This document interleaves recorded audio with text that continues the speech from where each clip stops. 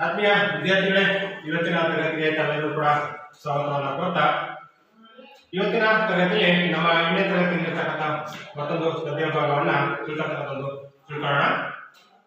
ಈ ಒಂದು ಗದ್ಯ ಭಾಗವನ್ನ ಒಂದು ಕಥೆ ಮುಖಾಂತರವಾಗಿ ಸ್ಟಾರ್ಟ್ ಮಾಡೋಣ. ಈ ಒಂದು ಕಥೆ ಪ್ರಸ್ತುತ ಗದ್ಯ ಭಾಗಕ್ಕೆ ತುಂಬಾ ಸೂಕ್ತವಾಗಿರ್ತಕ್ಕಂಥದ್ದು, ಆಪ್ತವಾಗಿರ್ತಕ್ಕಂಥದ್ದು, ಹತ್ತಿರವಾಗಿರ್ತಕ್ಕಂಥದ್ದು. ಕಥೆ ಯಾವ್ದಪ್ಪ ಅಂದ್ರೆ ಮಹಾತ್ಮ ಗಾಂಧಿಯವರ ಬಗ್ಗೆ. ಮಹಾತ್ಮ ಗಾಂಧಿಯವರು ಯಾರು ಕೂಡ ಕೇಳಿದ್ರಿ. ಯಾರು ಗೊತ್ತಾ ಮಹಾತ್ಮ ಗಾಂಧಿ? ಯಾರು ಯಾರು ಮಹಾತ್ಮ ಗಾಂಧಿ? ಸ್ವತಂತ್ರ ಹೋರಾಟಗಾರರು ಅಲ್ವಾ? ಸ್ವತಂತ್ರಕ್ಕೋಸ್ಕರ ಹೋರಾಟವನ್ನು ಮಾಡಿ ನಮ್ಮ ದೇಶಕ್ಕೆ ಸ್ವಾತಂತ್ರ್ಯವನ್ನು ತಂದುಕೊಟ್ಟಂತಹ ಅಹಿಂಸಾ ಪ್ರತಿಪಾದಕರು ಕೂಡ ಹೌದು. ಅಂತಹ ಸ್ವತಂತ್ರ ಹೋರಾಟಗಾರರ ಪ್ರಮುಖ ನೇತಾರರು ಅಲ್ವಾ ಮಹಾತ್ಮ ಗಾಂಧಿಯವರು. ನೋಡಿ, ಅವರು ತಮ್ಮ ಒಂದು ಆತ್ಮಚರಿತ್ರೆಗಿರ್ತಕ್ಕಂಥ ಒಂದು ನನ್ನ ಸತ್ಯಾನ್ವೇಷಣೆ ಅಂತಕ್ಕಂಥ ಒಂದು ಕೃತಿಯಲ್ಲಿ memories of my working life ಅಂತಕ್ಕಂಥ ಒಂದು ಗುಜರಾತಿ ಭಾಷೆಯಲ್ಲಿ ಆ ಒಂದು ಕೃತಿನ ಬರೆದರೆ, ಆ ಒಂದು ಕೃತಿಯನ್ನು ನಮ್ಮ ಗುರು ರಾಮಸ್ವಾಮಿಯವರು ನನ್ನ ಸತ್ಯಾನ್ವೇಷಣೆ ಅಂತಕ್ಕಂಥ ಹೆಸರಲ್ಲಿ ಅದನ್ನ ಕನ್ನಡಕ್ಕೆ ಅನುವಾದವನ್ನು ಮಾಡಿದ್ದಾರೆ. ಸೊ ಈ ಒಂದು ಕೃತಿಯಲ್ಲಿ ಹೇಳುವ ಪ್ರಕಾರ ಅವರ ತಾಯಿಯ ಬಗ್ಗೆ ಸಾಕಷ್ಟು ವಿಚಾರಗಳನ್ನ ಹೇಳ್ತಾ ಹೋಗ್ತಾ ಇದ್ದಾರೆ. ಸೊ ತಾಯಿ ನಮ್ಮೆಲ್ಲರೂ ಕೂಡ ಗೊತ್ತು. ಸೊ ಹಾಗೆ ಪ್ರತಿಯೊಬ್ಬರಿಗೂ ಕೂಡ ತಾಯಿ ಅವರ ಜೀವನದಲ್ಲಿ ಹೇಗೆ ಪಾತ್ರವನ್ನು ವಹಿಸ್ತಾರೋ ಹಾಗೆ ಮಹಾತ್ಮ ಗಾಂಧಿ ಅವರ ಒಂದು ಜೀವನದಲ್ಲೂ ಕೂಡ ಅವರ ತಾಯಿ ಹೇಗೆ ಪ್ರೇರೇಪಣೆಯನ್ನ ನೀಡಿದ್ರು ಅನ್ನೋದನ್ನ ಒಂದಷ್ಟು ವಿಚಾರಗಳನ್ನ ಹೇಳ್ತಾ ಹೋಗ್ತಾರೆ. ನೋಡೋಣ, ಮಹಾತ್ಮ ಗಾಂಧಿ ಅವರು ಹುಟ್ಟಿದ್ದು ಗುಜರಾತಿನ ಪೋರ್ಬಂದರ್ ಅಂತಕ್ಕಂಥ ಒಂದು ಗ್ರಾಮದಲ್ಲಿ ಅಲ್ವಾ? ಗುಜರಾತಿನ ಪೋರ್ಬಂದರ್ ಅಂತಕ್ಕಂಥ ಗ್ರಾಮದಲ್ಲಿ ಹುಟ್ಟಿದಂತವರು ನಮ್ಮ ಗಾಂಧಿಯವರು. ಅವರ ತಾಯಿ ಹೆಸರು ಪುತಲಿಬಾಯಿ ಅಂತಕ್ಕಂಥದ್ದು. ಪುತಲಿಬಾಯಿ ಅಂತಕ್ಕಂಥದ್ದು ಮಹಾತ್ಮ ಗಾಂಧಿ ಅವರ ತಾಯಿಯ ಹೆಸರು. ಸೊ ಆ ತಾಯಿಯಾಗಿರ್ತಕ್ಕಂತಹ ಪುತಲಿಬಾಯಿಯವರು ದೇವರ ಅನನ್ಯ ಭಕ್ತರು. ವ್ರತ, ಪೂಜೆ, ಪುನಸ್ಕಾರ, ಭಜನೆ ಈ ತರದ ಒಂದಷ್ಟು ಕಾರ್ಯಕ್ರಮಗಳ ಮುಖಾಂತರವಾಗಿ ದೇವರನ್ನ ಅತೀವವಾಗಿ ಆರಾಧನೆಯನ್ನು ಮಾಡ್ತಕ್ಕಂತಹ ಇವರು. ಸಹಜವಾಗಿ ಮಹಾತ್ಮ ಗಾಂಧಿ ಅವರ ಬಾಲ್ಯದಲ್ಲಿ ಅದು ಕೂಡ ಇವರ ರಚನೆಯಲ್ಲಿ ಪರಿಣಾಮವನ್ನ ಬೀರುತ್ತೆ. ಜೊತೆಗೆ ಮಕ್ಕಳನ್ನ ತುಂಬಾ ಪ್ರೀತಿಸ್ತಾ ಇದ್ರು. ಮಕ್ಕಳಿಗೆ ಒಳ್ಳೇದಾಗಲಿ, ಇಡೀ ಕುಟುಂಬ ಚೆನ್ನಾಗಿರಲಿ ಉಪವಾಸನ ಮಾಡ್ತಾ ಇದ್ರು. ಉಪವಾಸ ಗೊತ್ತಲ್ಲ, ಒಂದೊತ್ತು ಊಟಗಳನ್ನ ಮಾಡ್ತಕ್ಕಂಥದ್ದಷ್ಟೇ. ಊಟ ಮಾಡೋದಂದ್ರೆ ಒಂದೊತ್ತು ಊಟ ಮಾಡೋದಷ್ಟೇ. ಇಡೀ ದಿನ ಉಪವಾಸ ಇದ್ದು ಕೊನೆಗೆ ಒಂದಷ್ಟು ಫಲಾಹಾರ ಸೇವಿಸಬಹುದು ಅಥವಾ ತಿಂಡಿ ತಿನಿಸುಗಳನ್ನ ತಿಂದು ವ್ರತವನ್ನ ಮುಗಿಸ್ತಾರೆ. ಸೊ ಈ ತರ ಮಾಡ್ತಾ ಇದ್ರು. ಜೊತೆಗೆ ಮಕ್ಕಳನ್ನ ತುಂಬಾ ಪ್ರೀತಿಸ್ತಾ ಇದ್ರು. ಜೊತೆಗೆ ಮಕ್ಕಳ ಒಂದು ವಿದ್ಯಾಭ್ಯಾಸಕ್ಕೆ ತುಂಬಾ ಉತ್ತೇಜನವನ್ನು ಕೊಡ್ತಾ ಇದ್ರು. ಮಕ್ಕಳು ಚೆನ್ನಾಗಿ ಓದ್ಬೇಕು, ಕಾಲಲ್ಲಿ ನಿಂತ್ಕೋಬೇಕು, ಒಳ್ಳೆಯ ಸ್ಥಾನಮಾನಕ್ಕೆ ಬರಬೇಕು, ಈ ತರದ ಒಂದು ಹಂಬಲವನ್ನ ಒಳಗೊಂಡಂತಹ ಮಹಿಳೆಯಾಗಿದ್ರು. ಜೊತೆಗೆ ಅವರಿಗೆ ಧೈರ್ಯವನ್ನು ತುಂಬುತ್ತಾ ಇದ್ರು. ಅವರ ಒಂದು ಸಾಹಸಕ್ಕೆ, ಅವರ ಒಂದು ಜೀವನ ಸಾಧನೆಗೆ ಬೆಂಬಲವಾಗಿ ಒಂದಷ್ಟು ಕಥೆಗಳನ್ನು ಕೂಡ ಹೇಳ್ತಾ ಇದ್ರು. ಪ್ರೇರೇಪಣೆಯನ್ನ ನೀಡುವ ಸಲುವಾಗಿ ಒಂದಷ್ಟು ಕಥೆಗಳನ್ನು ಕೂಡ ಹೇಳ್ತಾ ಇದ್ದಾರೆ. ಸೊ ಹೀಗೆ ಒಂದಷ್ಟು ಸಾಕಷ್ಟು ವಿಚಾರಗಳನ್ನ ಮಹಾತ್ಮ ಗಾಂಧಿಯವರ ತಾಯಿಯ ಬಗ್ಗೆ ಅವರ ಒಂದು ಕೃತಿಯಲ್ಲಿ ಹೇಳ್ತಾ ಹೋಗ್ತಾರೆ. ಹಾಗೆ ಮತ್ತೊಂದು ವಿಚಾರವನ್ನ ಹೇಳ್ತಾರೆ. ಗಾಂಧಿಯವರ ಮೇಲೆ ಮನಸ್ಸಿನ ಮೇಲೆ ತುಂಬಾ ಪರಿಣಾಮ ಬೀರದಂತಹ ಒಂದು ಎಲ್ಲ ನಾಟಕಗಳ ಬಗ್ಗೆ ಹೇಳ್ತಾರೆ. ಯಾವಪ್ಪ ಅಂದ್ರೆ ಸತ್ಯ ಹರಿಶ್ಚಂದ್ರ ಮತ್ತು ಶ್ರವಣ ಕುಮಾರ. ಎರಡು ಕಥೆ ಗೊತ್ತಿರೋದೆ ನಮಗೆ ಅಲ್ವಾ? ಸತ್ಯಕ್ಕೆ, ಧರ್ಮಕ್ಕೆ, ನ್ಯಾಯಕ್ಕೆ, ನಿಷ್ಠೆಗೆ ಹೆಸರಾಗಿರ್ತಕ್ಕಂಥವನು ಹರಿಶ್ಚಂದ್ರ. ಸತ್ಯ ಹರಿಶ್ಚಂದ್ರ ಅಂತಾನೆ ಬರುತ್ತೆ. ಸ್ವಂತ ಒಂದು ಸತ್ಯ ಹರಿಶ್ಚಂದ್ರ ಅಂತಕ್ಕಂಥದ್ದು ಒಂದು ತಂದೆ ತಾಯಿಗಳನ್ನ ಎಷ್ಟು ಭಕ್ತಿಯಿಂದ ಅಂಧ ದಂಪತಿಗಳನ್ನ ಅಥವಾ ಅಂಧ ತಂದೆ ತಾಯಿಗಳನ್ನ ತನ್ನ ಒಂದು ಹೆಗಲ ಮೇಲೆ ಹೇಗೆ ಹೊತ್ಕೊಂಡು ಇಡೀ ಒಂದು ತೀರ್ಥಕ್ಷೇತ್ರಗಳನ್ನ ಪ್ರದಕ್ಷಿಣೆ ಮಾಡಿ ಅವರಿಗೆ ದರ್ಶನ ಭಾಗ್ಯವನ್ನ ತೋರಿಸ್ತಾ. ಸೊ ಇದು ಶ್ರವಣಕ್ಕೆ ಬರ್ತದೆ. ಸೊ ಈ ಎರಡು ನಾಟಕಗಳನ್ನ ಬಾಲ್ಯದಲ್ಲಿರ್ತಕ್ಕಂಥ ಸಂದರ್ಭದಲ್ಲಿ ಗಾಂಧಿಯವರು ನೋಡ್ತಾರೆ. ನೋಡಿದಂತಹ ಸಂದರ್ಭದಲ್ಲಿ ಅತೀವವಾಗಿರ್ತಕ್ಕಂಥ ಒಂದು ಪರಿಣಾಮವನ್ನ ಗಾಂಧಿಯವರ ಮನಸ್ಸಿನ ಮೇಲೆ ಆ ಎರಡೂ ನಾಟಕಗಳು ಕೂಡ ಬೀರ್ತವೆ. ಸೊ ಅಲ್ಲಿಂದ ಪ್ರೇರಣೆ ಪಡೆದುಕೊಂಡು ಅವರ ಜೀವನದ ಅಂತ ದಿಕ್ಕೆ ಬದಲಾಗ್ತಾ ಹೋಗುತ್ತೆ. ಇವತ್ತು ಗಾಂಧಿಯವರು ಇಡೀ ದೇಶಕ್ಕೆ, ಇಡೀ ಪ್ರಪಂಚಕ್ಕೆ ಗೊತ್ತಿರತಕ್ಕಂತಹ ಹೆಸರು. ಸೊ ಸಾಧನೆಯನ್ನ ಮಾಡಿ ಸಾಧನೆಯ ತುತ್ತುದಿನ ಒಬ್ಬ ಆದರ್ಶ ವ್ಯಕ್ತಿಯಾಗಿ ನಿಂತಿರ್ತಕ್ಕಂಥವ್ರು ನಮ್ಮ ಗಾಂಧಿಯವರು ಹೇಳ್ತಾರೆ ಅಲ್ವಾ? ಸೊ ಇದು ಗಾಂಧೀಜಿ ಇಷ್ಟೆಲ್ಲ ಸಾಧನೆ ಮಾಡ್ಲಿಕ್ಕೆ ಕಾರಣ ಯಾರಪ್ಪ ಅಂದ್ರೆ ಯಾರು? ಅವರ ತಾಯಿ. ಸೊ ಬಾಲ್ಯದಲ್ಲಿ ಅವರಿಗೆ ಕಲಿಸಿಕೊಟ್ಟಂತಹ ಒಂದು ಸಂಸ್ಕಾರ, ರೀತಿ, ನೀತಿ ಇವು ಏನಿದ್ವು ಸೊ ಅದು ಅವರ ಜೀವನದ ಮೇಲೆ ಪರಿಣಾಮ ಬೀರಿದ್ದು ಅವರೊಂದಷ್ಟು ಉನ್ನತ ಸಾಧನೆ ಮಾಡಲಿಕ್ಕೆ ಅವು ಕಾರಣ ಆಯ್ತು ಅನ್ನೋದನ್ನ ಅವರ ಒಂದು ನನ್ನ ಸತ್ಯಾನ್ವೇಷಣೆ ಕೃತಿಯ ಮುಖಾಂತರವಾಗಿ ತಿಳಿಸಿಕೊಡ್ತಕ್ಕಂಥ ಒಂದು ಪ್ರಯತ್ನ ಮಾಡಿದ್ದಾರೆ. ಹಾಗೆ ಪ್ರಸ್ತುತ ಪಾಠಕ್ಕೂ ಕೂಡ ಹೇಗೆ ಇದು ಈ ಕತೆ ಸಂಬಂಧಿಸುತ್ತೆ ಅಂದ್ರೆ ಇವತ್ತಿನ ನಾವು ಮಾಡತಕ್ಕಂತಹ ಒಂದು ಪಾಠ ಕೂಡ ಅದೇ ಕಥಾಂಶವನ್ನು ಒಳಗೊಂಡಿರ್ತದೆ. ಯಾವುದು? ಅಮ್ಮ. ನಿಮ್ಮ 8ನೇ ಕ್ಲಾಸ್ನಲ್ಲಿ ಒಂದು ಅಮ್ಮ ಅಂತಕ್ಕಂಥ ಗದ್ಯ ಭಾಗವನ್ನ 7ನೇ ಪಾಠವಾಗಿ ಸೇರಿಸಿದೆ ಅಲ್ವಾ? ಈ ಒಂದು ಗದ್ಯ ಭಾಗವನ್ನು ಎಲ್ಲಿವರ ಅನಂತಮೂರ್ತಿ ಅವರು ಬರೆದಿರ್ತಕ್ಕಂಥದ್ದು. ಕವಿ ಪರಿಚಯಕ್ಕೆ ನಾನು ಆಮೇಲೆ ಬರ್ತೀನಿ, ಒಂದು ಸಂದರ್ಶನದ ಮುಖಾಂತರವಾಗಿ ನೀವು ನಿಮ್ಮ ಸ್ನೇಹಿತರ ಪರಿಚಯ ಮಾಡ್ಕೊಳ್ತಾರ ಆಮೇಲೆ ಅಲ್ವಾ? ಹಾಗೆ ಅದಕ್ಕಿಂತ ಮುಂಚಿತವಾಗಿ ಅಮ್ಮ ಬಗ್ಗೆ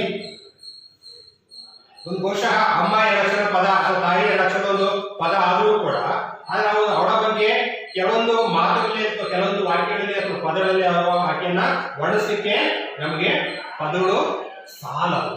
ಯಾಕಂದ್ರೆ ಎಷ್ಟೇ ವರ್ಣಿಸಿದ್ರು ಕೂಡ ಕಡಿಮೆ. ಒಂದು ಮಗುವಿನ ಪ್ರತಿಯೊಂದು ಹಂತದಲ್ಲೂ ಕೂಡ ಹುಟ್ಟಿನಿಂದ ಹಿಡಿದು ಸುಮಾರು ವರ್ಷಗಳವರೆಗೆ ಅವನ ಮೇಲೆ, ಅವನ ವ್ಯಕ್ತಿತ್ವದ ಮೇಲೆ ಅತೀವವಾಗಿರ್ತಕ್ಕಂತಹ ಪರಿಣಾಮವನ್ನ ಬೀರ್ತಕ್ಕಂಥವ್ರು ಯಾರಾದ್ರೂ ಇದ್ರೆ ಅದು ತಾಯಿ. ಅದಕ್ಕೆ ನಮಗೆ ಬಹಳ ಚೆನ್ನಾಗಿದೆ, ತಾಯಿಯೇ ಮೊದಲ ಗುರು, ಮನೆಯೇ ಮೊದಲ ಪಾಠಶಾಲೆ. ಸೊ ಒಂದು ಮಗುವಿನ ಮೊದಲ ಪಾಠಶಾಲೆ ಯಾವ್ದಾಗಿರ್ತದೆ ಅವನ ಮನೆಯೇ ಆಗಿರುತ್ತೆ. ಶಾಲೆ ಬರೋದು ನಾವು 6ನೇ ವರ್ಷಕ್ಕೆ ಶಾಲೆ ಬರ್ತೀವಿ, ಶಾಲೆ ಬಂದಂತ ವಿದ್ಯಾಭ್ಯಾಸವನ್ನು ಕಲಿತಾ ಹೋಗ್ತೀವಿ. ಅದೇ 6 ವರ್ಷಕ್ಕಿಂತ ಮುಂಚಿತವಾಗಿ ಅವನ ಪಾಠಶಾಲೆ ಯಾವ್ದಾಗಿರ್ತಂದ್ರೆ ಅವನ ಮನೆ ಏನಿರುತ್ತಲ್ಲೋ ಅಲ್ಲೇ ಇರುತ್ತೆ. ಹಾಗಾದ್ರೆ ಗುರು ಹೇಗಿರ್ತಾರೆ? ಅಮ್ಮನೇ. ಕರೆಕ್ಟ್, ಅಮ್ಮನೇ ಆಗಿರ್ತಾರೆ. ಸೊ ಶಾಲೆ ಒಂದು ಮಗು ಅಂತಕ್ಕಂಥದ್ದು ಶಾಲೆಗೆ ಬಂದು ಅಕ್ಷರಾಭ್ಯಾಸವನ್ನ ಕಲಿಯೋದಕ್ಕಿಂತ ಮುಂಚಿತವಾಗಿ ಅದೆಷ್ಟೋ ಜ್ಞಾನ ಸಂಪತ್ತನ್ನ, ವಿದ್ಯೆಯನ್ನ ಆ ಹೆಂಗ್ ಬರಬೇಕು, ಈ ಅಂದ್ರೆ ಹೆಂಗ್ ಬರಬೇಕು, ಅದು ಹೆಂಗಿರುತ್ತೆ, ಈ ತರದ ಒಂದಷ್ಟು ಪೂರ್ವಜ್ಞಾನವನ್ನ ಆಲ್ರೆಡಿ ಮೈಂಡ್ ಅಲ್ಲಿ ತುಂಬಿರ್ತಾರೆ ಯಾರು? ತಾಯಿ. ಹಾಗಾಗಿ ತಾಯಿ ಗುರು ಅಂತ. ಸೊ ಒಂದು ತಾಯಿಯ ಕೇವಲ ಅಕ್ಷರಾಭ್ಯಾಸವನ್ನ ಕಲಿಸ್ತಕ್ಕಂಥದ್ದು ಮಾತ್ರ ಆಗಿರಲ್ಲ, ಒಂದು ಮಗುವಿನ ಪ್ರತಿಯೊಂದು ಹಂತದಲ್ಲೂ ಕೂಡ ತಿದ್ದಿ ಬುದ್ಧಿ ಹೇಳಿ ಹೇಗಿರಬೇಕು, ಹೇಗೆ ಬದುಕಬೇಕು, ಅವರೊಂದು ಹೇಗೆ ಧೈರ್ಯ ಇರಬೇಕು, ಹೇಗೆ ಸಮಸ್ಯೆ ಮುನ್ನಡೆಯಬೇಕು, ಹೇಗೆ ಸತ್ಯವಂತನ ಇರಬೇಕು, ಹೇಗೆ ಕಳ್ಳತನವನ್ನ ಮಾಡದೇ ಇರಬೇಕು, ಎಷ್ಟೇ ಕಷ್ಟ ಬಂದರೂ ಕೂಡ ಹೇಗೆ ಧೈರ್ಯವನ್ನು ತುಂಬಿರಬೇಕು, ಈ ರೀತಿಯಾಗಿ ಲಾಲನೆ ಪಾಲನೆ ಮಾಡುವ ಜೊತೆಗೆ ಮಗುವಿನ ವ್ಯಕ್ತಿತ್ವ ಬೆಳವಣಿಗೆಯಲ್ಲಿ ಅವನ ಒಂದಷ್ಟು ಜೀವನದ ಒಂದಷ್ಟು ಮೌಲ್ಯಗಳನ್ನ ತುಂಬತಕ್ಕಂಥವ್ರು ಯಾರಾಗಿರ್ತಾರೆ? ನಮ್ಮ ತಾಯಿಯಾಗಿರ್ತಾರೆ ಅಲ್ವಾ? ಸೊ ಹಾಗಾಗಿ ತಾಯಿಯ ಪಾತ್ರ ಅಂತಕ್ಕಂಥದ್ದು ಯಾವುದೇ ಮನುಷ್ಯನ ಅಥವಾ ಹುಡುಗ ಆಗಿರ್ಬೋದು, ಹುಡುಗಿ ಆಗಿರ್ಬೋದು, ಪ್ರತಿಯೊಬ್ಬರ ಜೀವನದಲ್ಲಿ ಅತ್ಯಂತ ಪ್ರಮುಖ ಪಾತ್ರವನ್ನು ವಹಿಸ್ತಕ್ಕಂಥ ಯಾರಪ್ಪ ಅಂದ್ರೆ ತಾಯಿ. ಆ ಒಂದು ತಾಯಿಯ ಕುರಿತಾಗಿ ಒಂದಷ್ಟು ವಿಚಾರಗಳನ್ನ ಕುರಿತಾಗಿ ನಮ್ಮ ಲೇಖಕರಾಗಿರ್ತಕ್ಕಂಥ ಯುವ ಅನಂತಮೂರ್ತಿ ಅವರು ಹೇಳ್ತಾ ಹೋಗ್ತಾರೆ. ನೋಡಿ ತಿಳ್ಕೊಳ್ಳೋಣ. ಈಗ ಮತ್ತೊಂದು ಹಂತಕ್ಕೆ ಬರೋದಾದ್ರೆ ಮಕ್ಕಳೇ, ಕನ್ನಡ ಸಾಹಿತ್ಯ ಚರಿತ್ರೆ ಅಂತ ತುಂಬಾ ವಿಶಾಲವಾಗಿರ್ತಕ್ಕಂಥದ್ದು, ಅಗಾಧವಾಗಿರ್ತಕ್ಕಂಥದ್ದು. ಕನ್ನಡ ಸಾಹಿತ್ಯ ಚರಿತ್ರೆ ಅಂತಕ್ಕಂಥದ್ದು ಸಮೃದ್ಧವಾಗಿ ಬೆಳೆದಿದೆ ನೃತ್ಯಗಳು. ಸೊ ಇಂಥ ಒಂದು ಸಾಹಿತ್ಯ ಚರಿತ್ರೆಗಳನ್ನ ಇತ್ತೀಚಿನ ಆಧುನಿಕ ಕನ್ನಡ ಸಾಹಿತ್ಯ ಪ್ರಕಾರಗಳು ಅಂತ ಬಂದಾಗ ಆಧುನಿಕ ಕನ್ನಡ ಸಾಹಿತ್ಯ ಪ್ರಕಾರಗಳು ಸಾಕಷ್ಟು ಸಲ ನಿಮಗೆ ಪಾಠ ಮಾಡ್ತಕ್ಕಂಥದ್ದು ಹೇಳಿದ್ರು ಕೂಡ. ಯಾವ್ದಾದ್ರು ಇದ್ರೆ ಸಾಕಷ್ಟು ಇದಾವೆ, ಒಂದು 4 ಯಾವ್ದಾದ್ರು ಇದೆ ಹೇಳಿ. ಹೇಳಿದ್ರೆ ಕನ್ನಡ ಆಧುನಿಕ ಕನ್ನಡ ಸಾಹಿತ್ಯ ಪ್ರಕಾರಗಳು: ನಾಟಕ, ವೆರಿ ಗುಡ್. ಕವನ, ಗುಡ್. ವಿಮರ್ಶೆ. ಆಮೇಲೆ ಕವನ, ಗುಡ್. ಕತೆ, ವೆರಿ ಗುಡ್. ಆಮೇಲೆ ಆತ್ಮಕಥೆ, ಗುಡ್. ಆಮೇಲೆ ಕಾದಂಬರಿ, ವೆರಿ ಗುಡ್ ಸರ್. ನೋಡಿ ನೀವೇ ಹೇಳಿದ್ರೆ ಈಗ ಕತೆ, ಕವನ, ನಾಟಕ, ವಿಮರ್ಶೆ, ಜೀವನ ಚರಿತ್ರೆ, ಆತ್ಮಚರಿತ್ರೆ, ಪ್ರವಾಸ ಸಾಹಿತ್ಯ. ಸೊ ಈ ರೀತಿಯಾಗಿ ಕನ್ನಡ ಸಾಹಿತ್ಯ ಚರಿತ್ರೆಯನ್ನ ಸಾಕಷ್ಟು ಭಾಗಗಳನ್ನಾಗಿ ನಾವು ಗುರುತಿಸ್ಕೊಂತ ಹೋಗ್ಬೋದು. ನೋಡಿ ನೀವೇ ಹೇಳಿದ್ದೀಗ ಅಲ್ವಾ? ಪ್ರಸ್ತುತ ಗದ್ಯ ಅಂತಕ್ಕಂಥದ್ದು ಕೂಡ ಆತ್ಮಚರಿತ್ರೆಗೆ ಸಂಬಂಧಪಟ್ಟ ಆ ಟಾಪಿಕ್ ನಲ್ಲಿ ವಿಷಯವನ್ನ ಬರ್ತದೆ. ಹಾಗಾದ್ರೆ ಆತ್ಮಚರಿತ್ರೆ ಒಂದು ಕನ್ನಡ ಸಾಹಿತ್ಯದ ಪ್ರಕಾರದ ಒಂದು ಪ್ರಕಾರ ಅಂತ ಹೇಳಿದ್ವಿ. ಹಾಗಾದ್ರೆ ಆತ್ಮಚರಿತ್ರೆ ಅಂದ್ರೆ ಏನ್ ಆತ್ಮಚರಿತ್ರೆ ಅಂದ್ರೆ? ಏನ್ ಆತ್ಮಚರಿತ್ರೆ ಅಂದ್ರೆ? ಜೀವನ ಚರಿತ್ರೆ ಅಂದ್ರೆ ಬೇರೆಯವರ ಜೀವನ ವೃತ್ತಾಂತವನ್ನ ಅಥವಾ ಬೇರೆಯವರ ಜೀವನದ ಒಂದಷ್ಟು ವಿಚಾರಗಳನ್ನ ಬರೆದು ಜೀವನ ಚರಿತ್ರೆ ಆಗುತ್ತೆ. ಹಾಗೆ ಆತ್ಮಚರಿತ್ರೆ ಅಂದ್ರೆ ಅದೇ ಹೇಳಿ ಸರ ಕಡೆಗೆ ನಮ್ಮ ಜೀವನದ ವೃತ್ತಾಂತ ಅಂದ್ರೆ ವೃತ್ತಾಂತ ಅಂದ್ರೆ ಕತೆ. ನಾವು ಎಲ್ಲಿ ಹುಟ್ಟಿದ್ವಿ, ಎಷ್ಟೇನು ಹುಟ್ಟಿದ್ವಿ, ನಮ್ಮ ತಂದೆ ಯಾರು, ತಾಯಿ ಯಾರು, ನಾನು ನಡೆದಂತ ಒಂದು ಮನೆಯ ಒಂದು ಪರಿಸರ ಹೇಗಿತ್ತು, ನಾನು ಎಲ್ಲೆಲ್ಲಿ ಶಿಕ್ಷಣವನ್ನು ಕಲಿಸಿದೆ, ಶಿಕ್ಷಣ ಕಲಿತಕ್ಕಂಥ ಸಂದರ್ಭದಲ್ಲಿ ಏನೇನೆಲ್ಲ ಅನುಭವ ಆಯಿತು, ನನ್ನ ಬಾಲ್ಯದ ದಿನಗಳು ಹೇಗಿತ್ತು, ಶಿಕ್ಷಣದ ದಿನಗಳು ಹೇಗಿದ್ದು, ನಮ್ಮ ಶಿಕ್ಷಕರು ಹೇಗಿದ್ರು, ನನ್ನ ಸ್ನೇಹಿತರು ಹೇಗಿದ್ರು, ಹೇಗೆ ನನ್ನ ಮನಸ್ಸು ವಿಶಾಲಗೊಳ್ತಾ ಹೋಗ್ತು. ನೆಕ್ಸ್ಟ್ ನಾನು ಇಲ್ಲಿ ವೃತ್ತಿ ಜೀವನವನ್ನ ಆರಂಭ ಮಾಡಿದೆ, ಏನೆಲ್ಲ ಸಾಧನೆ ಮಾಡಿದೆ, ಸಾಧನೆ ಹಂತದಲ್ಲಿ ಬರ್ತಕ್ಕಂಥ ಜೊತೆಗಾರರು ಯಾರಾಗಿದ್ರು, ಪ್ರೇರಣೆಯನ್ನು ಹಿಡಿದಂತ ಯಾರು. ಸೊ ಈ ತರ ಎಲ್ಲಾ ವಿಚಾರವನ್ನ ಒಳಗೊಂಡಂತೆ ನಾನೇ ಸ್ವತಃ ಬರೆದರೆ ಅದು ಎಂತ ಸಾಹಿತ್ಯ ಚರಿತ್ರೆ ಆಗುತ್ತೆ? ವೆರಿ ಗುಡ್, ಆತ್ಮಚರಿತ್ರೆ ಆಗುತ್ತೆ, ಆತ್ಮ ಕಥೆ ಆಗುತ್ತೆ. ಅದೇ ಆತ್ಮಕಥೆ, ಬೇರೆ ಏನಿಲ್ಲ. ನನ್ನ ಜೀವನದ ಅಷ್ಟು ವಿಚಾರಗಳನ್ನ ನಾನೇ ಸ್ವತಃ ಹಾಕೊಂಡ್ರೆ ಅದು ಆತ್ಮಕಥೆ. ಅಥವಾ ನಾನು ಬೇರೆ ಯಾರಾದ್ರೂ ನಮಿತೊಂದು ಅಥವಾ ಇನ್ಯಾರದ ಯಶವಂತಂದು ಅಥವಾ ಇನ್ಯಾರಾದ್ರೂ ಬರೆದ್ರೆ ಅದೇನಾಗುತ್ತೆ? ವೆರಿ ಗುಡ್, ಅದು ಜೀವನ ಚರಿತ್ರೆ ಆಗುತ್ತೆ. ನನ್ನ ಕಥೆಯನ್ನು ನಾನೇ ಸ್ವತಃ ಹಾಕೊಂಡ್ರೆ ಅದು ಆತ್ಮಕಥೆ ಆಗುತ್ತೆ. ಅರ್ಥ ಆಯ್ತಲ್ವಾ? ಈ ರೀತಿಯಾಗಿ ಆತ್ಮಕಥೆ ಅಂತಕ್ಕಂಥದ್ದು ಒಂದು ಕನ್ನಡ ಸಾಹಿತ್ಯ ಚರಿತ್ರೆಯಲ್ಲಿ ತುಂಬಾ ವಿಶಾಲವಾಗಿ ದೊಡ್ಡ ಮಟ್ಟದಲ್ಲಿ ನಮ್ಮ ಕನ್ನಡ ಸಾಹಿತ್ಯ ಚರಿತ್ರೆಯಲ್ಲಿ ಬೆಳೆದಿರುತ್ತೆ. ಹಾಗಾಗಿ ಇಂಥ ಒಂದು ಆತ್ಮ ಚರಿತ್ರೆಯನ್ನ ಇಟ್ಕೊಂಡು ಅಥವಾ ಆತ್ಮ ಚರಿತ್ರೆ ಸಾಹಿತ್ಯ ಪ್ರಕಾರದಲ್ಲಿ ಹಲವಾರು ಕವಿಗಳು ತಮ್ಮ ಒಂದು ಆತ್ಮಕಥೆಗಳನ್ನ ಬರೀತಾ ಹೋಗ್ತಾರೆ. ಅದರಲ್ಲಿ ಪ್ರಮುಖವಾಗಿ ಒಂದಷ್ಟು ಹೆಸರು ಹೇಳಿದರೆ ಕುವೆಂಪುರವರಾಗಿರ್ಬೋದು, ದಾರಾ ಬೇಂದ್ರೆಯವರಾಗಿರ್ಬೋದು, ಮಾಸ್ತಿಯವರಾಗಿರ್ಬೋದು, ಬಸವರಾಜ ಕಟ್ಟಿಮನಿ ಆಗಿರ್ಬೋದು, ಯು ಆರ್ ಅನಂತಮೂರ್ತಿ ಅವರಾಗಿರ್ಬೋದು. ಸೊ ಈ ರೀತಿ ಹಲವಾರು ಕವಿಗಳು ಆತ್ಮಚರಿತ್ರೆಯನ್ನ ಬರಿತಾ ಹೋಗ್ತಾರೆ. ಹಾಗಾದ್ರೆ ಯಾವ್ಯಾವ ಕೃತಿಗಳನ್ನ ನಾವು ಬರಿತಾ ಹೋದ್ರು, ಈ ಕವಿಗಳ ಹೆಸರು ಹೇಳಿದ್ರೆ ಹಾಗೆ ಯಾವ್ಯಾವ ಕೃತಿಗಳನ್ನ ಬರಿತಾ ಹೋದ್ರು ಅಂತಂದ್ರೆ ನೋಡ್ರಿ, ಕುವೆಂಪು ಅವರು ನಮ್ಮ ಜ್ಞಾನಪೀಠ ಪ್ರಶಸ್ತಿ ಪುರಸ್ಕೃತ ಅಂತ ಗೊತ್ತು. ಬರೆದಿರ್ತಕ್ಕಂಥದ್ದು ಯಾವ್ದಪ್ಪ ಅಂದ್ರೆ ನೆನಪಿನ ದೋಣಿ. ನೆನಪಿನ ದೋಣಿ ಎಷ್ಟು ಸುಂದರವಾಗಿರ್ತಕ್ಕಂಥ ಹೆಸರು ಅಲ್ವಾ? ಸೊ ಅಷ್ಟೇ ಒಂದು ಸುಂದರವಾಗಿರ್ತಕ್ಕಂಥ ಒಂದು ಕೃತಿ ನೆನಪಿನ ದೋಣಿ ಅಂತಕ್ಕಂಥದ್ದು. ಅವರ ಯಾವುದು? ಕುವೆಂಪುರವರ ಆತ್ಮಕಥೆ. ಯಾವುದು ಕುವೆಂಪುರವರ ಆತ್ಮಕಥೆ ಹೇಳಿ? ವೆರಿ ಗುಡ್, ನೆನಪಿನ ದೋಣಿಯಲ್ಲಿ. ಹಾಗೆ ನಮ್ಮ ಮತ್ತೊಬ್ಬ ಜ್ಞಾನಪೀಠ ಪ್ರಶಸ್ತಿ ಪುರಸ್ಕೃತರು ಶಿವರಾಮ ಕಾರಂತ. ಹೆಸರು ಎಲ್ಲರೂ ಕೂಡ ಕೇಳಿದಿರ ಅಲ್ವಾ? ಶಿವರಾಮ ಕಾರಂತರು ಮತ್ತೊಬ್ಬ ಜ್ಞಾನಪೀಠ ಪ್ರಶಸ್ತಿ ಪುರಸ್ಕೃತರು. ಅವರು ಬರೆದಿರ್ತಕ್ಕಂತಹ ಒಂದು ಕೃತಿ ಅಥವಾ ಅವರೇ ಬರೆದಿರ್ತಕ್ಕಂಥ ಆತ್ಮಕಥೆ ಏನಪ್ಪ ಅಂದ್ರೆ ಹುಚ್ಚು ಮನಸ್ಸಿನ 10 ಮುಖಗಳು.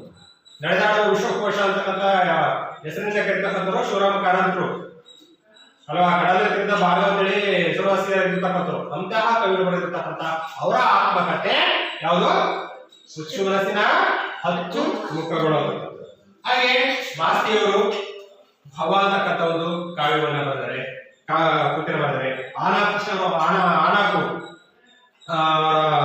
ಅವರು ಬರಹಗಾರ ಬದುಕು ಅಂತಕ್ಕಂಥದ್ದನ್ನು ಬರೆದರೆ, ಇನ್ನು ಎಸ್ ಎಲ್ ಭೈರಪ್ಪನವರು ವ್ಯಕ್ತಿ ಅಂತಕ್ಕಂಥ ಒಂದು ಕೃತಿಯನ್ನು ಬರೆದರೆ, ಪಿ ಲಂಕೇಶ್ ಅವರು ಹುಳಿಮಾವಿನ ಮರ ಅಂತಕ್ಕಂಥದ್ದನ್ನು ಬರೆದರೆ, ಎ ಮೂರ್ತಿರಾವ್ ಅವರು ಸಂಜೆ ಗಣ್ಣಿನ ಹಿನ್ನೋಟ ಅಂತಕ್ಕಂಥ ಒಂದು ಆತ್ಮಕಥೆಯನ್ನ ಬರೆದರೆ, ಹಾಗೆ ಬೀಚ್ ಅವರು ಬಯೋಗ್ರಫಿ ಅಂತಕ್ಕಂಥ ಒಂದು ಕಾವ್ಯವನ್ನ ಬರೆದರೆ, ಜೊತೆಗೆ ಯು ಆರ್ ಅನಂತಮೂರ್ತಿ ಸೂರಾಗಿ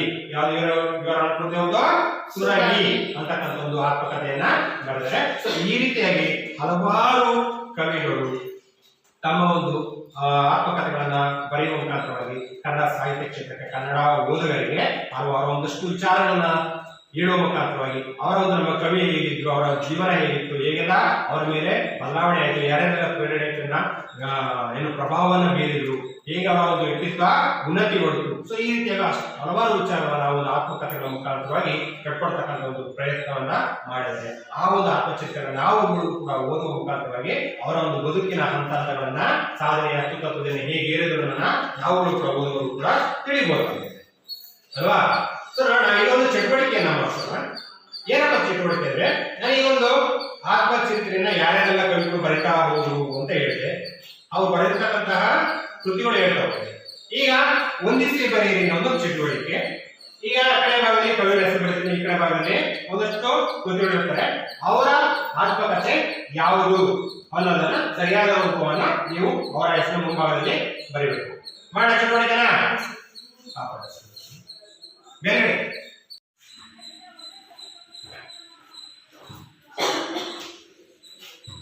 ಮಕ್ಕಳಿಗೆ ಒಂದು ಇಷ್ಟೊಂದು ಆತ್ಮಕಥೆ ಬರೆದಿರ್ತಕ್ಕಂಥ ಒಂದಷ್ಟು ಕವಿಗಳ ಹೆಸರನ್ನ ಮತ್ತು ಅವ್ರು ಬರೆದಿರ್ತಕ್ಕಂಥ ಆತ್ಮಕಥೆಗಳು ಯಾವ್ಯಾವ ಅನ್ನೋದನ್ನ ಹಾಗೆ ಹೇಳಿದ್ವಿ ಅಲ್ವಾ. ಈಗ ಅದನ್ನ ಒಂದು ಚಟುವಟಿಕೆ ಮುಖಾಂತರವಾಗಿ ತಿಳಿತಕ್ಕಂಥ ಒಂದು ಪ್ರಯತ್ನ ಮಾಡೋಣ.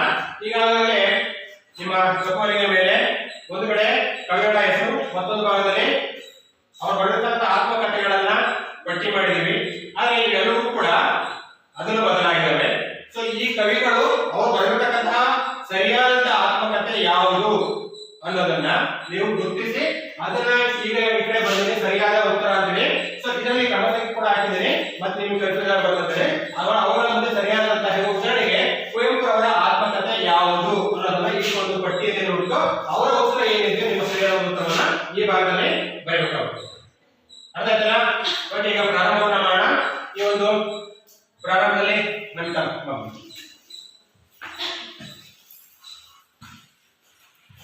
ಒಬ್ಬೊಬ್ಬರಿಗೆ ಒಂದು ಪ್ರತಿಯೊಬ್ಬರು ಎರಡೆರಡನ್ನ ಬರೋದು ಆಯ್ತಾ? ಆತ್ಮಕಥೆ ನೆನಪಿನ ಧ್ವನಿಯಲ್ಲಿ.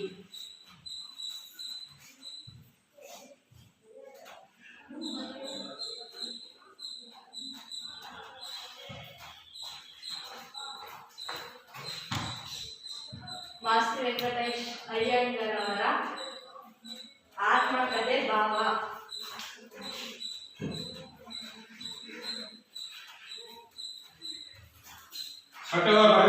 ಸರಿ ಇದೆಯಾ? ಚಪ್ಪಾಳೆ. Next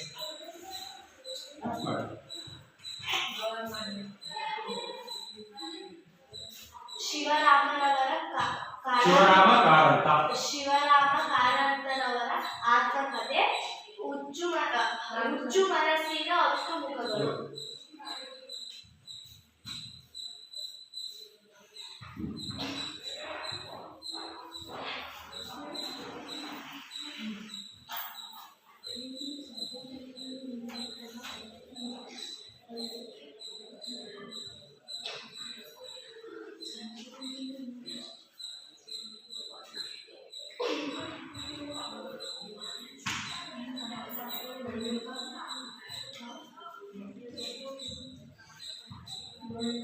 SL.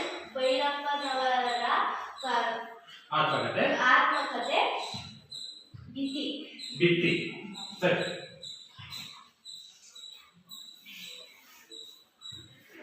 ಅವರಿಗೆ ಸರಿಯಾದ ಉತ್ತರ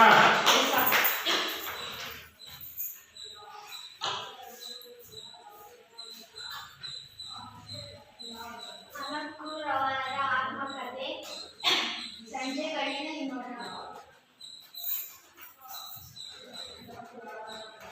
ಇಲ್ಲ ಯಾವುದು ನೋಡ ಎಷ್ಟು ಲಿಸ್ಟ್ ಇದೆ.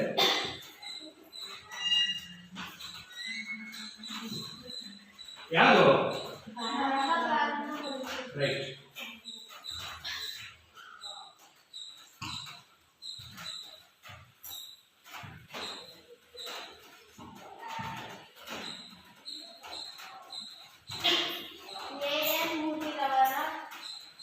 ಆತ್ಮಕಥೆ ಸಂಜೆ ಬೆಳಗಿನ ಹಿನ್ನೋಟ.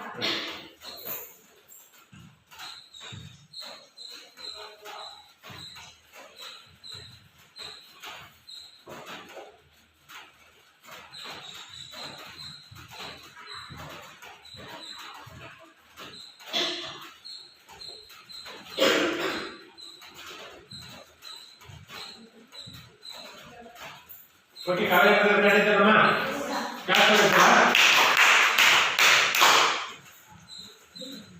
ನೆಕ್ಸ್ಟ್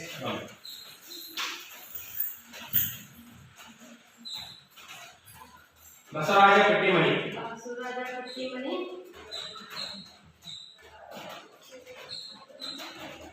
ಯಾವುದು ಆತ್ಮಕಥೆ ಯಾವುದು? ಆತ್ಮಕಥೆ ಯಾವ್ದಮ್ಮ? ತೋರಿಸ ಯಾವುದು? ಕಾದಂಬರಿ ಕಾದಂಬರಿ.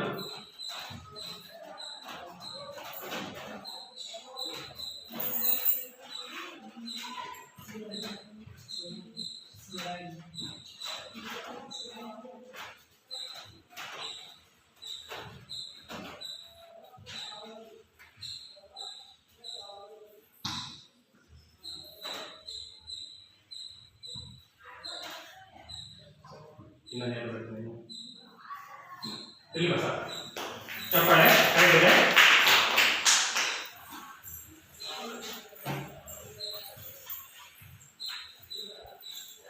ಬೀಚಿ ಅವರ ಆತ್ಮಕಥೆ ಬಯೋಗ್ರಫಿ. Very good.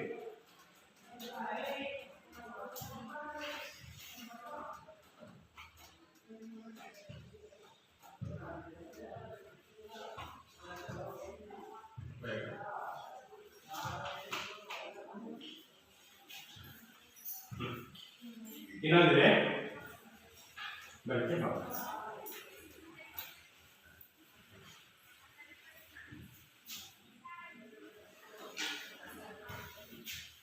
ಯುವ ಅನಂತಮೂರ್ತಿ ಅವರ ಆತ್ಮಕಥೆ ಸುರಗಿ.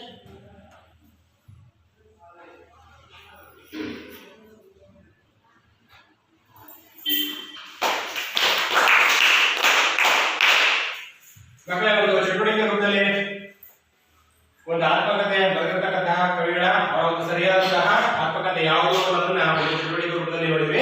ಇದರಲ್ಲಿ ಬಂದು ಬರೆದಿರ್ತಕ್ಕಂತಹ ಪ್ರತಿಯೊಬ್ಬ ವಿದ್ಯಾರ್ಥಿಗಳು ಕೂಡ ಅವರ ಒಂದು ಕವಿಗಳ ಸರಿಯಾದಂತಹ ಆತ್ಮಕಥೆ ಯಾವುದನ್ನ ನಾವು ಹೆಸರನ್ನ ಮುಂಭಾಗದಲ್ಲಿ ಇಲ್ಲಿ ಕ್ರಮಸಂಖ್ಯೆಯ ಪ್ರಕಾರವಾಗಿ ಬರೆದ್ರೆ ಹಾಗಾಗಿ ಎಲ್ಲಾ ಉತ್ತರಗಳು ಕೂಡ ಸರಿ ಇದೆ. ಹಾಗಾಗಿ ಎಲ್ಲಾ ವಿದ್ಯಾರ್ಥಿಗಳು ಕೂಡ ಅಭಿನಂದನೆಗಳು. ಹಾಗೆ ನೋಡಿ ಮಕ್ಕಳೇ, ಆತ್ಮಕಥೆ ಬಗ್ಗೆ ಮಾತಾಡ್ತಾ ಇದ್ವಿ. ಆತ್ಮಕಥೆ ಅಂದ್ರೆ ಏನು ಅಂತ ತಿಳ್ಕೊಂಡ್ವಿ. ಆತ್ಮಕಥೆಯಲ್ಲಿ ಯಾರ್ಯಾರೆಲ್ಲ ಬರ್ತಾರೆ ಅಂತ ತಿಳ್ಕೊಂಡ್ವಿ. ಅವ್ರು ಬರೆದಿರ್ತಕ್ಕಂಥ ಯಾವ ಕೃತಿಗಳು ಯಾವ ಅನ್ನೋದನ್ನ ಒಂದು ಚಟುವಟಿಕೆಯ ಮುಖಾಂತರವಾಗಿ ತಿಳ್ಕೊಂಡ್ವಿ ಅಲ್ವಾ. ನೋಡಿ ಮಕ್ಕಳೇ, ಯು ಆರ್ ಅನಂತಮೂರ್ತಿ ಅಲ್ವಾ. ಕೊನೆಯ ಭಾಗದಲ್ಲಿ ಯು ಆರ್ ಅನಂತಮೂರ್ತಿ ಅಂತ ಬಿಟ್ಟು ಇವರ ಆತ್ಮಕಥೆ ಯಾವುದು ಅಂತ ಬಿಟ್ಟು ಇವರೇ ನಿಮ್ಮ ಸ್ನೇಹಿತರು ಬರೆದು ಅವರ ಆತ್ಮಕಥೆ ಸುರಗಿ ಅಲ್ವಾ. ಈ ಒಂದು ಸುರಗಿ ಅಂತಕ್ಕಂಥ ಆತ್ಮಕಥೆ ಎಂದರೆ ಇವತ್ತಿನ ಪ್ರಸ್ತುತ ಪಾಠವಾಗಿರ್ತಕ್ಕಂತಹ ಅಮ್ಮ. ಈ ಒಂದು ಗದ್ಯ ಭಾಗವನ್ನ ಆಯ್ಕೆ ಮಾಡ್ಕೊಳ್ಳಲಾಗಿದೆ. ಸೊ ಈ ಒಂದು ಗದ್ಯ ಭಾಗದ ಮುಖಾಂತರವಾಗಿ ಅವರ ತಾಯಿಯ ಬಗ್ಗೆ ನೋಡಿ, ಪಾಠದ ಟೈಮಲ್ಲಿ ಹೇಳ್ತಾರೆ ಅಮ್ಮ. ಅಮ್ಮನ ಬಗ್ಗೆ ನಾವು ಇಷ್ಟೊಂದು ಬಹಳಷ್ಟು ತಿಳ್ಕೊಂಡಿವಿ.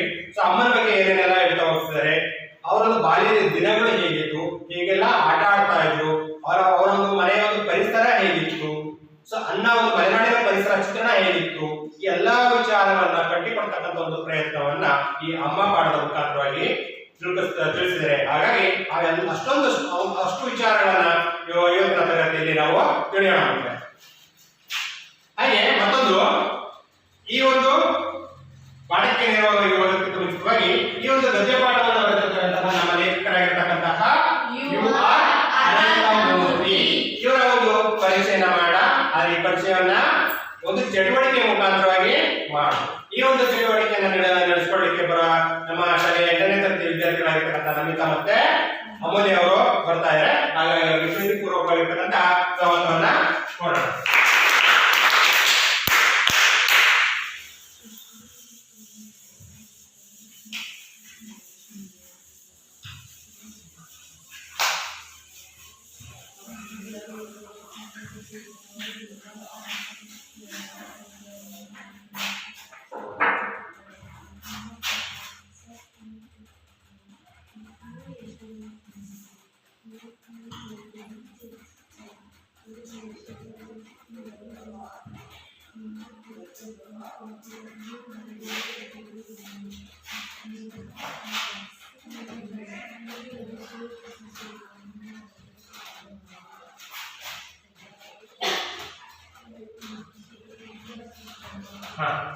ಈ ಒಂದು ಚಟುವಟಿಕೆಯನ್ನು ನಡೆಸಿಕೊಳ್ಳಿಕ್ಕೆ ನಮ್ಮ ವಿದ್ಯಾರ್ಥಿಗಳು ಬರ್ತಾ ಇದ್ದಾರೆ.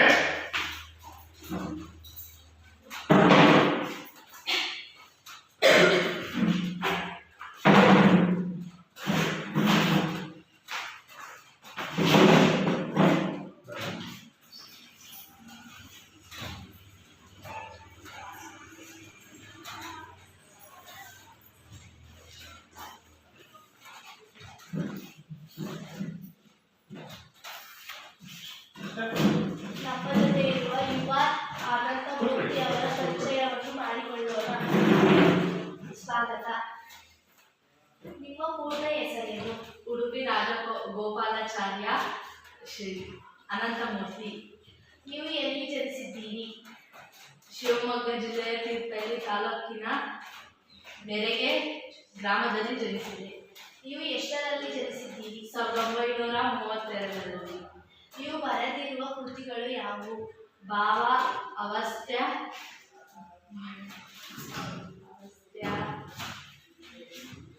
ಇನ್ನಿತರ ಕೃತಿಗಳನ್ನು ಬರೆದಿದ್ದೇವೆ. ನಿಮಗೆ ಲಭಿಸಿರುವ ಪ್ರಶಸ್ತಿಗಳು ಯಾವುವು? ಪದ್ಮಭೂಷಣ ಪ್ರಶಸ್ತಿ, ಭಾರತೀಯ ಜ್ಞಾನಪೀಠ ಪ್ರಶಸ್ತಿ ಲಭಿಸಿದೆ. ನಮ್ಮ ಕಾರ್ಯಕ್ರಮಕ್ಕೆ ಧನ್ಯವಾದಗಳು.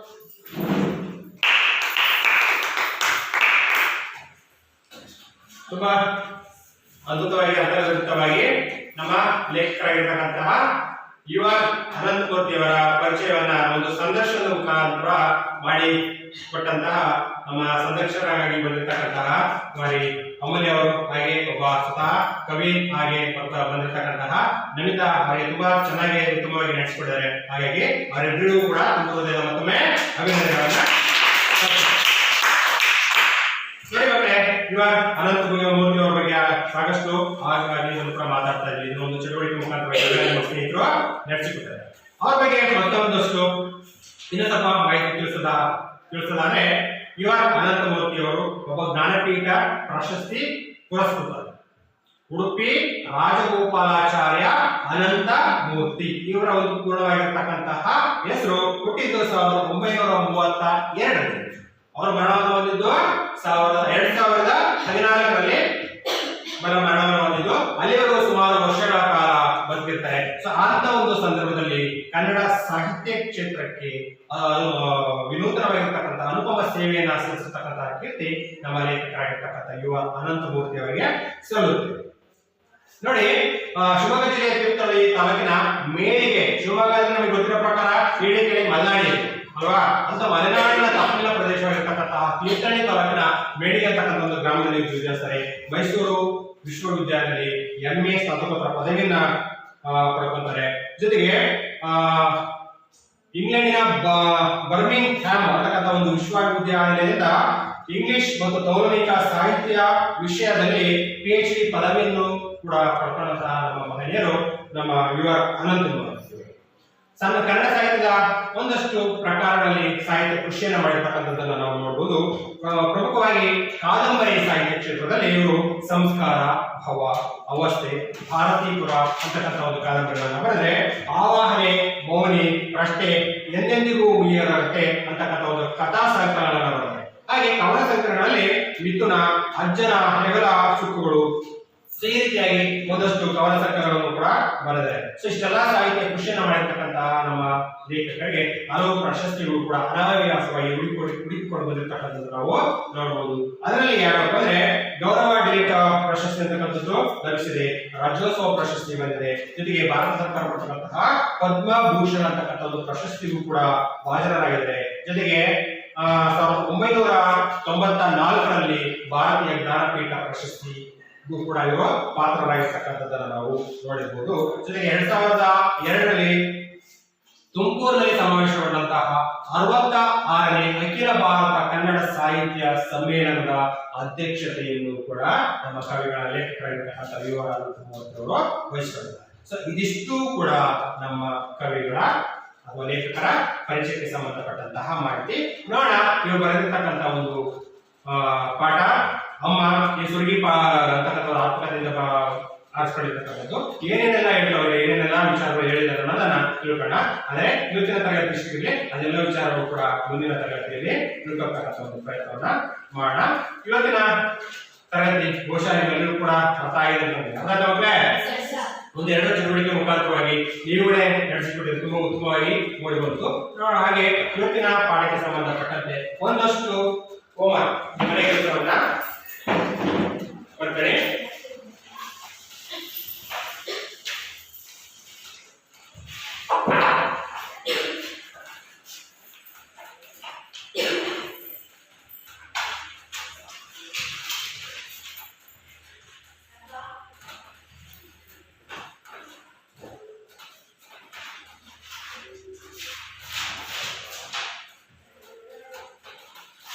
ಇವರ ಅನಂತಮೂರ್ತಿ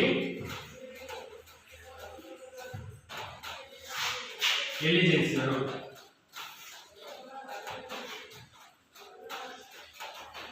ಎಲ್ಲಿ ಜನಿಸಿದರು? ಎರಡನೇದಾಗಿ ಇವರು ಎಲ್ಲಿ ಮತ್ತು ಎಷ್ಟರಲ್ಲಿ ತಗೊಂಡಿದ್ದಾರೆ?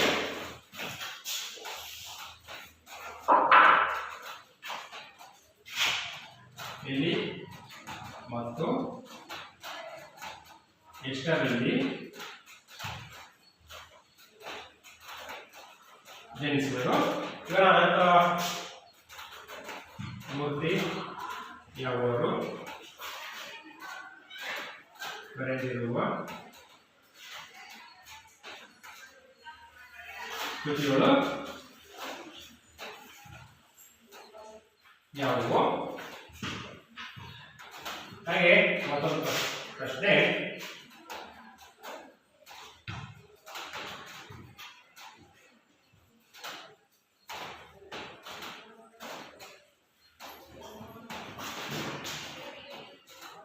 ಮೂರ್ತಿಯವರ ಆತ್ಮ ಚರಿತ್ರೆ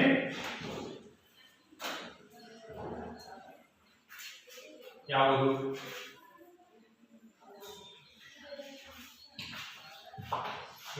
ಮೂರ್ತಿಯವರ ಆತ್ಮಚರಿತ್ರೆ ಯಾವುದು? ನಾಲ್ಕನೇ ಪ್ರಶ್ನೆ,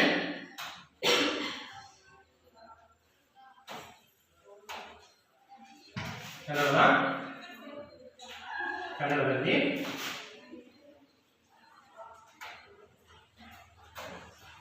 ಆತ್ಮಚರಿತ್ರೆ ಬರೆದ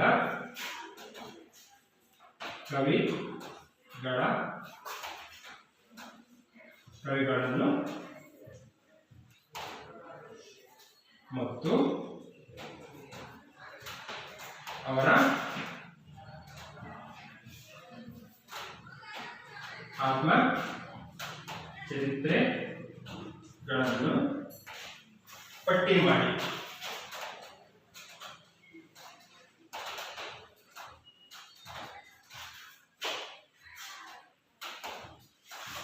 ಇಷ್ಟು ಇವತ್ತಿನ ತರಗತಿಗೆ ಸಂಬಂಧಪಟ್ಟಂತೆ ಪ್ರಶ್ನೆಗಳು.